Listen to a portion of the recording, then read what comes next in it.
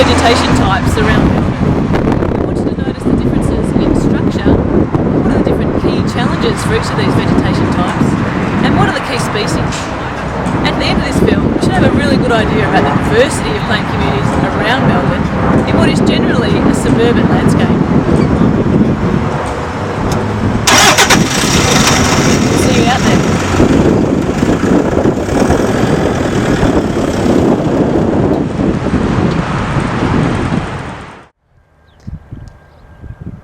So here we are at Altona, John. Show us on the map.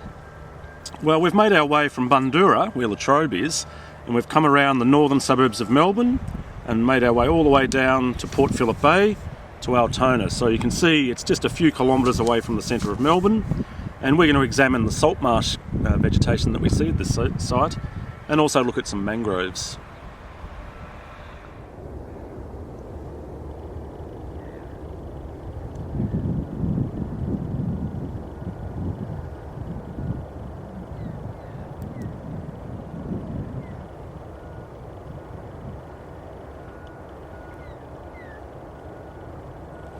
Here we are at Altona. It's about 10 kilometres from Melbourne, right on the edge of Port Phillip Bay. And we call this environment a salt marsh.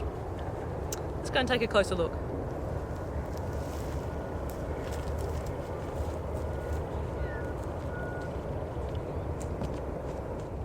Salt marshes exist along low energy coasts like bays, estuaries and inlets. The plants here are shrubby and some are prostrate. The challenges are associated with a frequent inundation by seawater that deposits salt and also affects nutrient availability. Let's go and think about the adaptations necessary to live here.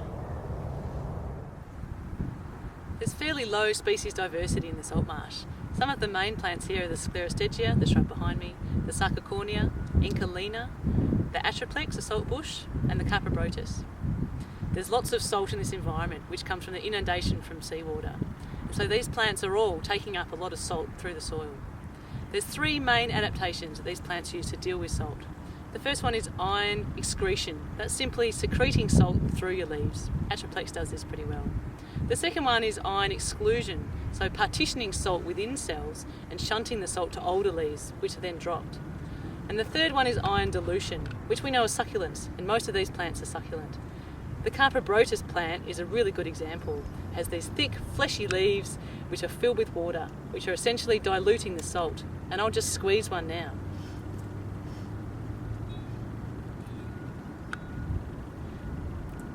These plants are very fleshy and there's lots of water and salt coming out of those leaves. In the same environment as the salt marsh, but where inundation by seawater happens every day with the tides, are the mangroves. Let's go and have a look.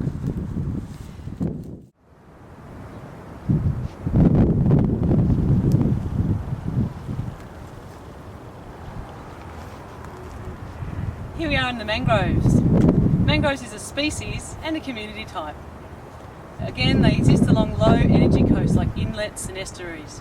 And Australia-wide, there's about 41 different species of mangroves from 19 families. In southern Australia though, there's only one species, Abiotic marina, the white mangrove. And here at Altona, this is probably the most southern distribution of mangroves in the world.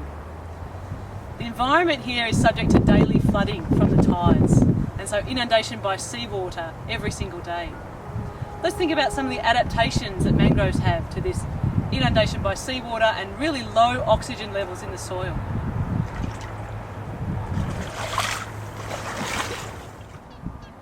The key challenge for mangroves is to live in an environment where there's inundation by seawater for 12 hours of every day and the mud is saturated all the time. And this means that oxygen, critical for root respiration, is very low. And so mangroves have some major root modifications to deal with this issue. The pneumatophores are breathing roots that stand up out of the water at low tide. And on them are lenticels. They're like air valves that allow for gas exchange. Inside a pneumatophore is aerenchyma tissue, which again is for airflow and oxygen uptake within the root. Aerenchyma tissue is spongy, pithy, full of big open air spaces, which essentially helps the root breathe. Where are we off to now, John? Well, we're going to move from the salt marsh community we saw at Altona. We're going to head around the western suburbs of Melbourne and head out to Sunbury. And at Sunbury we're going to examine some native grasslands that used to be common in this area.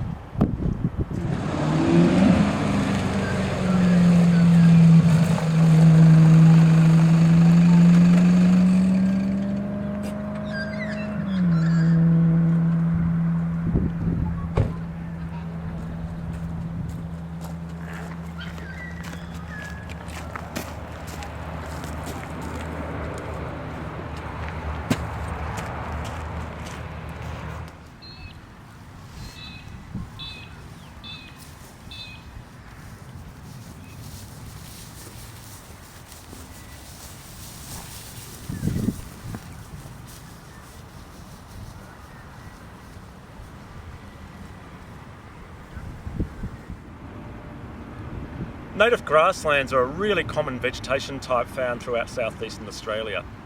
There are three main types of grasslands you might encounter: temperate grasslands, semi-arid grasslands and alpine grasslands. But today we're just going to focus on temperate grasslands because they're the ones that you can find near Melbourne.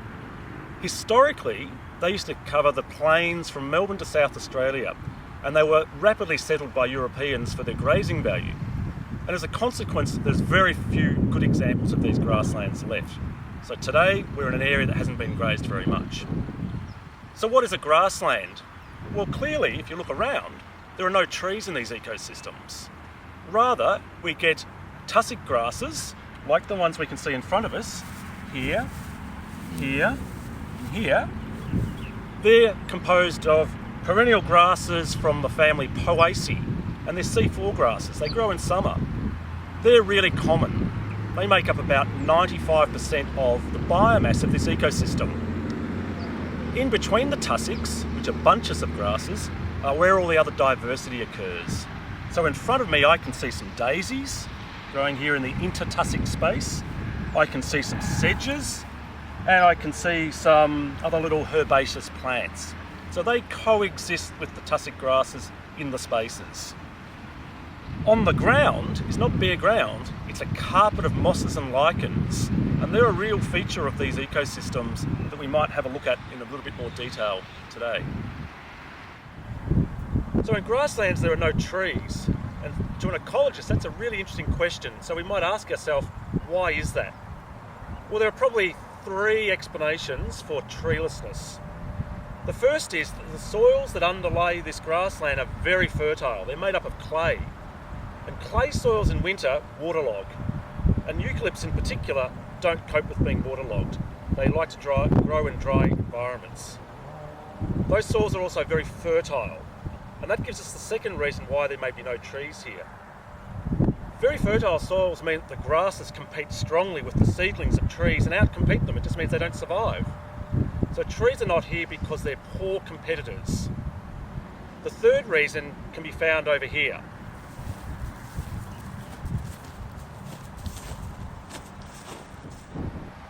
The third reason that grasslands are treeless is probably because fire plays a really critical role in the ecology of these ecosystems.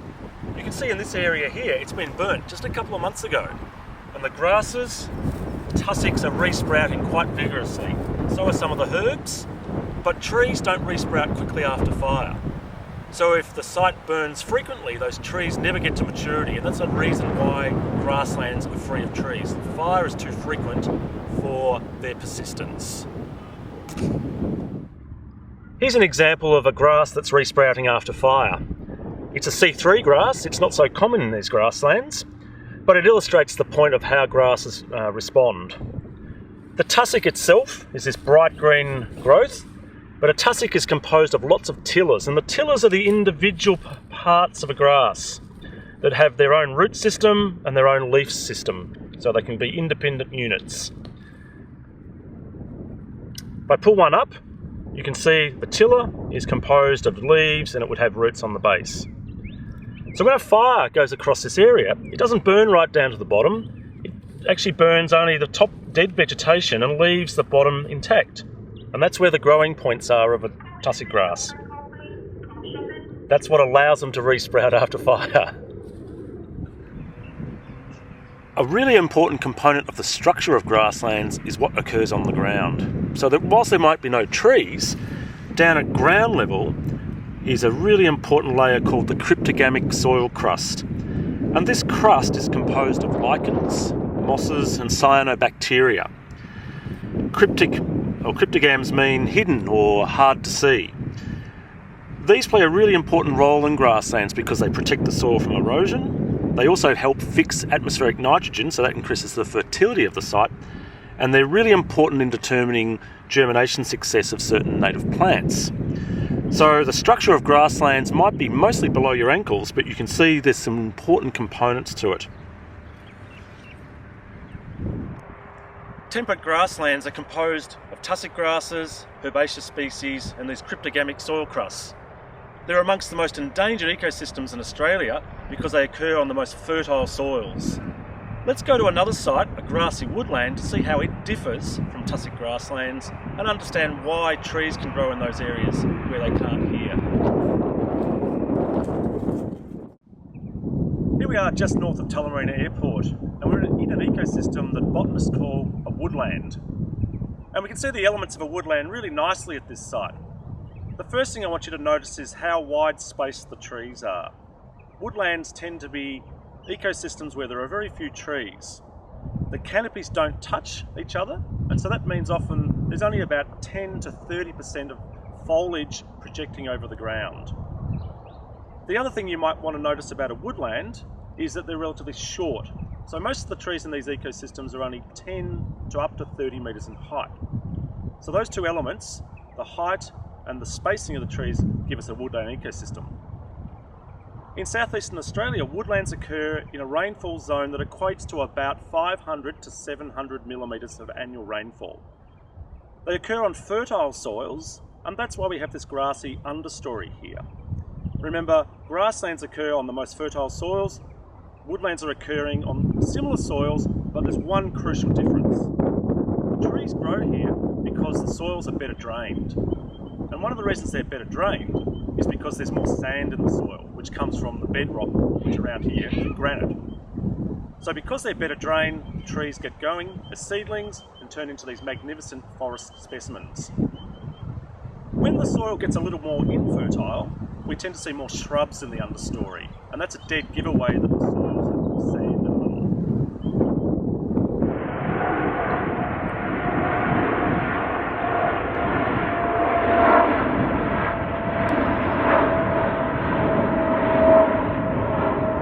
So how do we know this woodland isn't an artefact of tree clearing? After all, there could be fewer trees here simply because they've been cut down.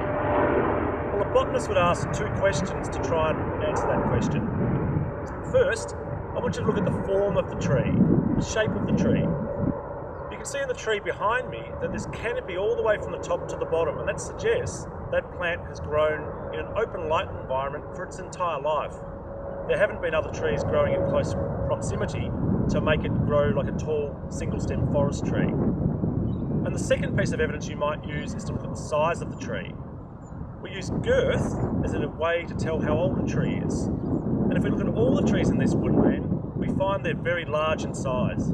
They're definitely pre-European in age, meaning several hundred years old. And that suggests that because we don't see smaller trees in the area, there hasn't been generation between these trees. They've always been naturally sparse, large, and full canopied.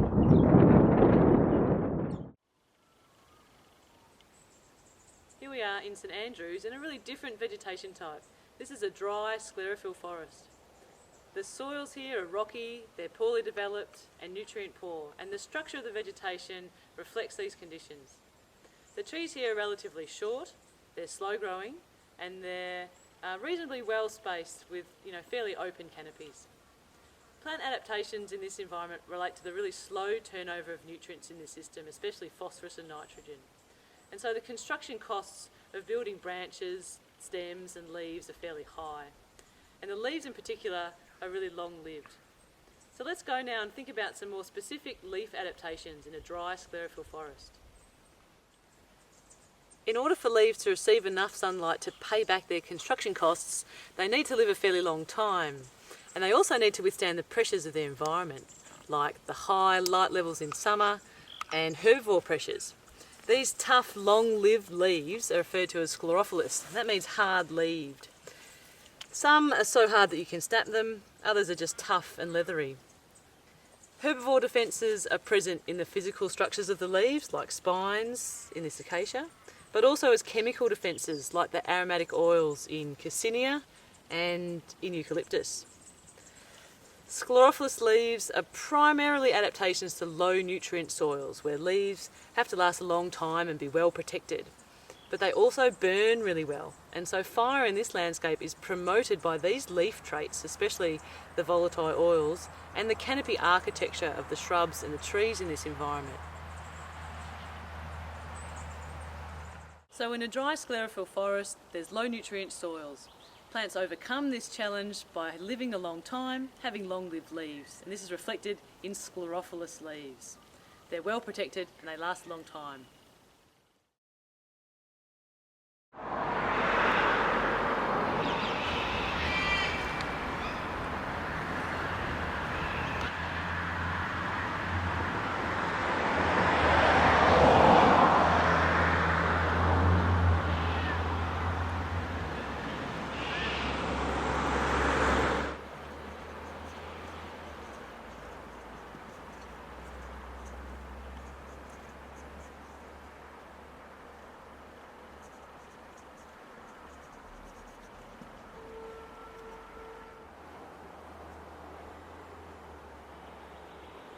Here at Sherbrooke Forest, the challenges are very different.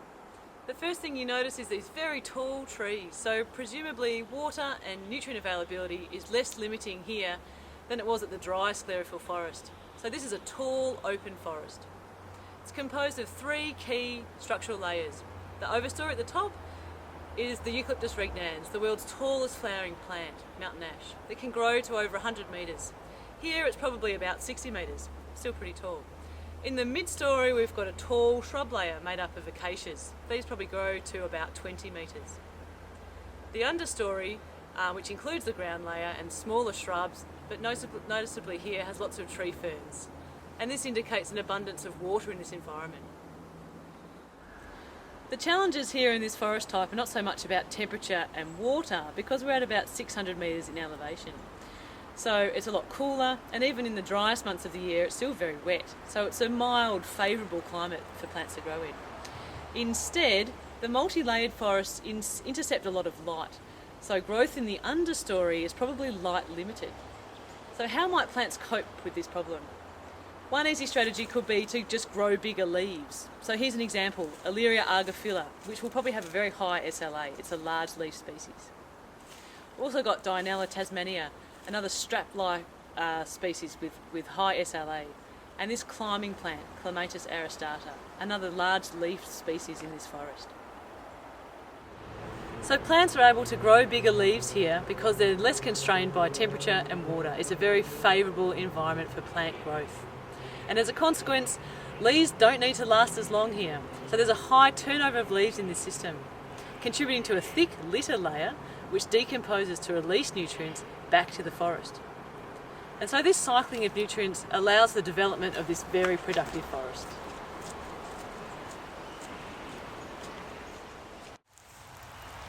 It's a really miserable day today. It's raining, it's really cold.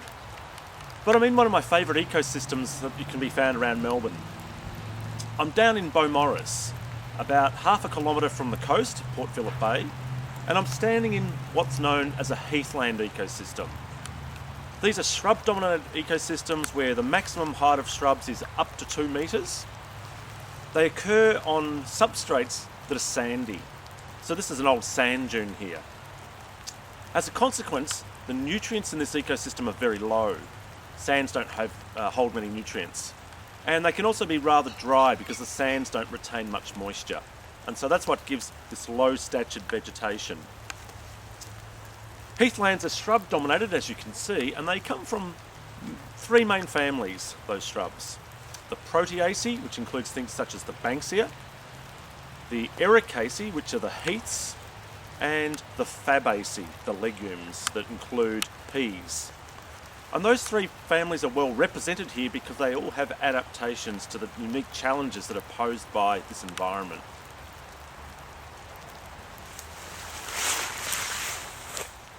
The main challenge posed here, the low fertility, is dealt with in a couple of ways.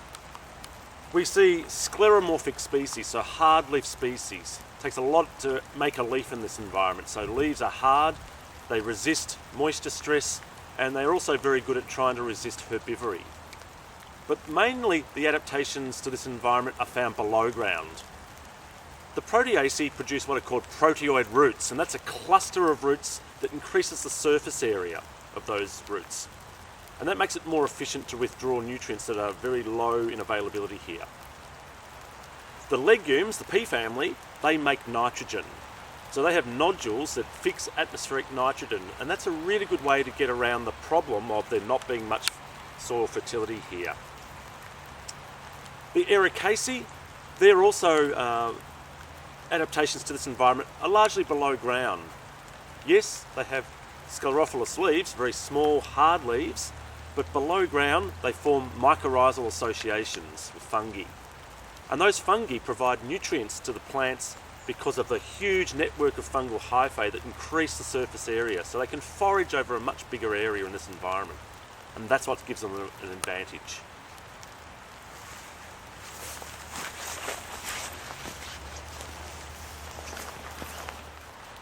Two of the characteristic plant families or plant types that you would see in ecosystems around Melbourne, the grasses and the gum trees, the eucalypts, are largely absent from these ecosystems.